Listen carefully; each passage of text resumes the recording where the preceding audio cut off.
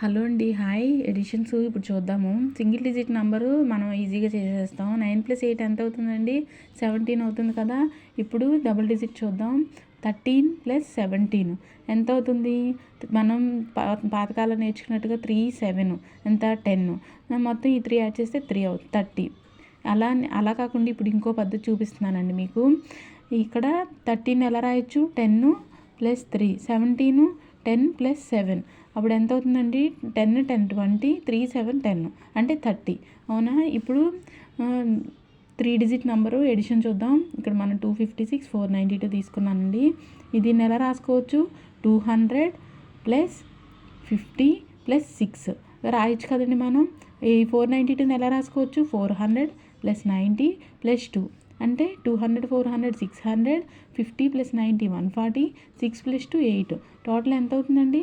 600 748. ఇలా ఈజీగా రాసేసుకోవచ్చండి మనం. అలానే 4 డిజిట్ నెంబర్ చూద్దామా ఇప్పుడు. 2798 తీసుకున్నాను. ఇక్కడ 3541 తీసుకున్నాను. దీనిలో ఎన్ని థౌజండ్స్ ఉన్నాయండి? 2 థౌజండ్స్ ఉంది. హండ్రెడ్స్ వచ్చేసి 7 హండ్రెడ్స్ ఉన్నాయి. 90 ఉంది, 8 ఉంది. అలాగా ఇది స్టాండర్డ్ ఫామ్ అండి. దీన్ని కూడా అలా స్టాండర్డ్ ఫామ్లో రాసుకుందాం. 3540 + 1 అంటే ఎంత అవుతుంది?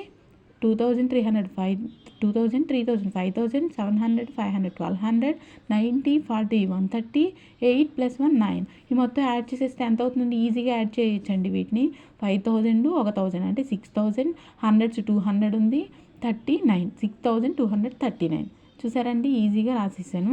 అలానే 5 డిజిట్ నెంబర్ చూద్దామా అండి. 57,654 13,729. ఇందులో 57,000లో ఎంత ఉందండి?